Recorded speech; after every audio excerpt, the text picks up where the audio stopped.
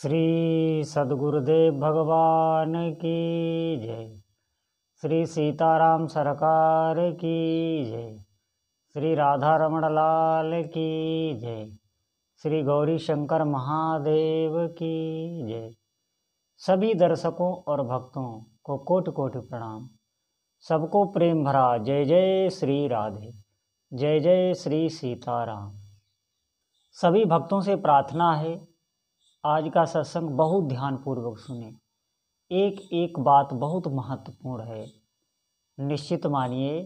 आज मैं आपको बताऊंगा कि जो लोग, जो साधक, जिन्हें कुछ नहीं नियम धर्म आता और जो चाहते हैं कि हाँ मुझे भी सिद्धि प्राप्त हो, मैं भी अपनी इच्छाओं को पूर्ण करूं, मेरे ऊपर भी इष्ट देव की कृपा हो, मुझे भी कृपा का अनुभव हो, जो इसी जीवन में अपनी साधना में चमत्कार देखना चाहते हैं।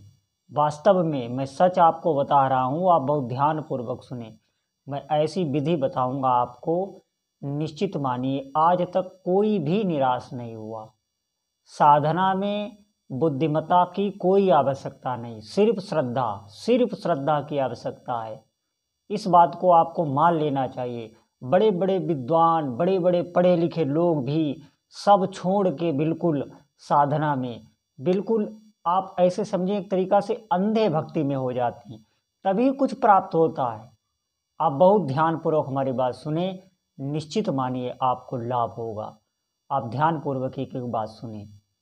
देखिए, जब कोई भी साधक जब आरंभ करता है, आपको कुछ नहीं पता, कोई विधि निषेध कुछ भी नहीं पता, तो आप नाम पकड़ें, मंत्र ना पकड़ें। मैं आपको बता रहा हूं, मंत्र आप तभी पकड़ें जब गुरु द्वारा दिया गया हो। या शास्त्रों में बहुत भी मंत्र मैंने भी पहले बताए हैं, जैसे शिव पुराण में दिए गए हैं, दुर्गा सप्तशती में दिए गए हैं, स्कंद पुराण में, पद्म पुराण में, अग्नि पुराण में, बहुत से पुराणों में मंत्र अनुष्ठान दिए गए हैं। उन मंत्रों को तो हम जप सकते हैं, लेकिन अगर आप हमारी राय माने तो आप नाम पकड़ें, सच मानिए। और कैसे पकड़े, मैं विधि आपको बताए दे रहा हूं। आप अगर अपने इसी जीवन में चाह रहे हैं कि मुझे साधना का चमत्कार देखना है, मुझे अनुभव देखना है कि सच में सनातन धर्म में, अध्यात्म में, भक्ति मार्ग में सच में शक्ति है कि नहीं है, निश्चित मानिए, आप विश्वास करें, है, दिखाई दे रही है, इसीलिए हम लोग चल रहे हैं। ऐसा नहीं है जो हो ना। आप बहुत ध्यानपूर्वक हमारी बात सुने।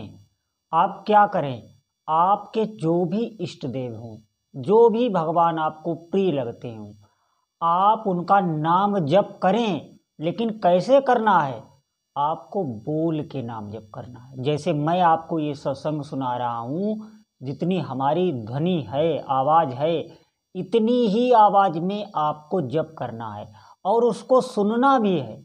ध्यान रखना, आप इस जप की करामात देखिएगा, निश्चित मानिए जो भी साधक सुन रहे कर पाएंगे।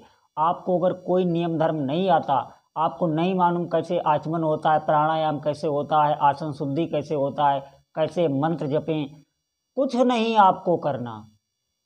मैं जो आपको विधि बता रहा हूँ, आप बोल के, और आप अपने चित्त की जो एकाग्रता है उसको आपको कहाँ पे लगाना है, ये बात ध्यान रखना। जैसे जब आप बोल के नाम जप करेंगे तो आपको बार बार चित्त तो आपका जाएगा ही, ये आप ध्यान रखना। देखिए, जब हमारा शरीर चलायमान होता है, जैसे आप कहीं जा रहे हैं, आ रहे हैं, कुछ देख रहे हैं, सुन रहे हैं, तो शरीर के साथ मन भी चलायमान होता है। तब मन इतना परेशान नहीं करता। जब आप बैठ के नाम जप करेंगे, जब आपका शरीर बैठ जाएगा, तब मन चलायमान होता है। तब पता चलता है हमें कि ये मन कितना हमको धोखा दे रहा है। तब ये मन अपनी, निश्चित मानिए, अपना असली रूप दिखाता है। जब आप आसन पे बैठते हैं या कहीं भी आसन, यहाँ आसन का मतलब है आप बैठ के नाम जप करना। नाम जप में किसी आसन की आवश्यकता नहीं है, शुद्धि अशुद्धि की आवश्यकता नहीं है, कोई भी नियम की आवश्यकता नहीं है, बस आप बैठ जाना। मैं सच आपको बता रहा हूँ, ध्यान रखना साधक, बहुत सरल विधि मैं आपको बता रहा हूँ, कहीं आपको कोई नहीं बताएगा। ध्यान से सुनना, आप बैठ जाना, कहीं भी आसन हो या ना हो, आप बैठ जाना।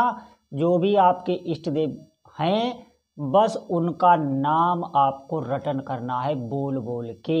जैसे मैं आपको बता रहा हूँ, सीताराम सीताराम सीताराम सीताराम सीताराम सीताराम, जो भी आपके इष्ट देव हों उनका ऐसे बोल बोल के। और जो चित्त की एकाग्रता है, उस समय मैंने बताया ना कि जब आप बैठ जाएंगे तो आपका मन इधर उधर, तो उसको बार बार चित्त को लगाना है नाम की ध्वनि पर।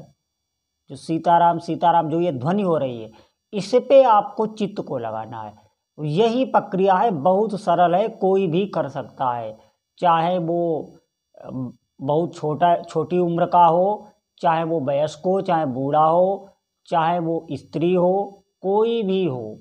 सच मानिए, किसी के लिए भी ये विधि है, कोई शुद्धि अशुद्धि नहीं, किसी भी अवस्था में आप जप सकते हैं। स्नान आदि शौच अशौच किसी की आवश्यकता नहीं। आप आरंभ करें, आप जप प्रारंभ करें, आप अपना ध्यान जप पर केंद्रित रखें। आप बस ये ध्येय बना लें कि मुझे जप करना है, इतनी संख्या में रोज करना है। संख्या मैं इसलिए बता रहा हूँ, जब आपकी संख्या निर्धारित होंगी, सच मानिए तो एक नियम बन जाएगा, इसलिए संख्या बताई जाती है। आप संख्या से और किसी भी समय, जब आपको समय मिले, मैं ये नहीं बता रहा हूँ कि आप इसी समय जपें, क्योंकि आप पता नहीं किस कार्य में, आपके लिए कौन सा कार्य आप कर रहे हैं। हो सकता है आप गृहस्थ में हैं, व्यापार में, नौकरी में हैं, आप किसी भी कार्य क्षेत्र में हो, इसमें कार्य क्षेत्र माने नहीं रखता। मैं जो बता रहा हूँ, जब भी आपको समय मिले आप बैठ के इस विधि से। इससे पहले मैंने बताया था कि जो नाम है उसके अक्षरों का दर्शन करके, उसके बाद में ये विधि बता रहा हूँ। सच मानिए, वैसे ही ये विधि सिद्ध होती है। अगर आपको बहुत जल्दी नाम का प्रभाव देखना है तो ये विधि आपको बता रहा हूँ। ऐसे ही आपको नियम से रोज करना है, समय चाहे आपका जो भी हो। आप देखना, आपके जीवन में चमत्कार होने लगेगा। जो लोग नहीं मानते धर्म को, भक्ति को, मैं उनके लिए भी खुला चैलेंज कर रहा हूँ। वो भी इस पद्धति से, जो बिल्कुल ये कहते हैं, अवहेलना करते हैं नाम जप की, जो कहते हैं इससे कुछ नहीं होता, मेरी बात उनके लिए भी है कि वो करके देख लें थोड़े दिन, ज़्यादा नहीं, 40 दिन वो करके देख लें नियम से। जैसे मैं बता रहा हूँ, कोई सूची असूची नहीं। जिन भी देवता का, जिन भी भगवान का उन्हें नाम प्रिय लगे, वो इस विधि से जप के देख लें। ये बहुत जल्दी सिद्ध होता है। क्यों? क्योंकि इसमें जब आप बोल रहे हैं तो आप उसको सुन रहे हैं, और उसमें बाहर की कोई ध्वनि में सुनाई नहीं देती। हम अपनी ही ध्वनि में मस्त होने लगते हैं। नाम का संग बहुत जल्दी होने लगता है। जब नाम का संग होने लगता है तो नाम में इतनी शक्ति है जितनी इष्ट देव में है। कई बार मैं आपको बता चुका हूँ। वो नाम अपना प्रभाव छोड़ने लगता है। निश्चित मानिए आपके जीवन में वो प्रभाव छोड़ेगा, आपके शरीर पे वो प्रभाव छोड़ेगा। कोई नकारात्मक इसका असर नहीं होगा। आप बिल्कुल निर्भय रहें, सब कुछ अच्छा होगा। और एक बात और बता दूं, थोड़ा ही जब आपका समय होगा तो आप इतने निर्भीक, इतने निडर होने लगेंगे कि मैं बता नहीं सकता आपको। जो करेगा वही इस बात को समझ सकता है। जो सुन रहे हैं लोग, जो नाम जप में लगे हैं, वही हमारी बात को समझ पाएंगे। सब समझ भी नहीं पाएंगे, सब श्रद्धा भी नहीं कर पाएंगे। ध्यान रखना हमारी बात को। थोड़े ही दिन आप ये जब के देखना, जो मैं विधि बता रहा हूँ, मैंने ये बहुत सरल विधि आपको बताई। और ये भी नहीं है कि मैंने ये मनगढ़ंत विधि बताई। सच मानिए, ये प्रयोग की हुई है हमारी भी और वृद्ध संतों की भी, जिन्होंने मुझे ये करुणा करके ये विधि बताई और इसका प्रयोग करके देखा गया। ये ऐसा नहीं है कि ये मनगढ़ंत आपको बता दिया गया, आप स्वयं इसको कर सकते हैं, कोई भी साधक हो। ये विधि ऐसी नहीं है कि जो मनगढ़ंत बना ली गई हो, ये प्रयोग की हुई है, अनुभव की हुई विधि बता रहा हूँ। कभी निष्फल जाने वाली ये विधि नहीं है। कोई भी इस विधि से निराश नहीं हो सकता। मैं सच आपको बता रहा हूँ, इससे सरल इस कलिकाल में कोई भी साधना नहीं है। अगर आप शिव जी को एक लोटा जल भी चढ़ाने जाएंगे तो आपको स्नान करना पड़ेगा, पूरी शौच क्रिया करनी पड़ेगी, शुद्धि अशुद्धि सब ध्यान में रखना होगा, पात्र सब सबकी शुद्धि ध्यान में रखनी होगी, बहुत नियम कानून होते हैं, तब आप 1 लोटा जल चढ़ा सकते हैं। कोई भी आप पूजा पाठ करें, कोई भी धार्मिक कार्य करें जिनसे पुण्य मिलता है, सच मानिए ये जो मैंने विधि बताई है, कोई शुचि अशुचि नहीं, कोई शुचि अशुचि नहीं, और शास्त्र सम्मत है ये बात ऐसी नहीं है कि मनगढ़ंत है, ये शास्त्र सम्मत है। नाम में कोई शुचि अशुचि नहीं होती। ये पंडित लोग जब कोई अनुष्ठान करते हैं, आप देखना, अपवित्रा पवित्रो वा सर्वावस्थाम गतो वा या स्मृत पुंडीकाक्षम सा वाया भयंतरा शुचि। अपवित्र पवित्र हो जाता है, अंदर बाहर सबकी पवित्रता हो जाती। जो भगवान पुंडरीकाक्ष, भगवान नारायण, भगवान कृष्ण, भगवान राम, भगवान शिव, इनके नामों का जो उच्चारण करता है, उच्चारण करने मात्र से पवित्रता हो जाती है। तब शुद्धि अशुद्धि की आवश्यकता ही कहाँ रही। ध्यान दो इस मंत्र पे।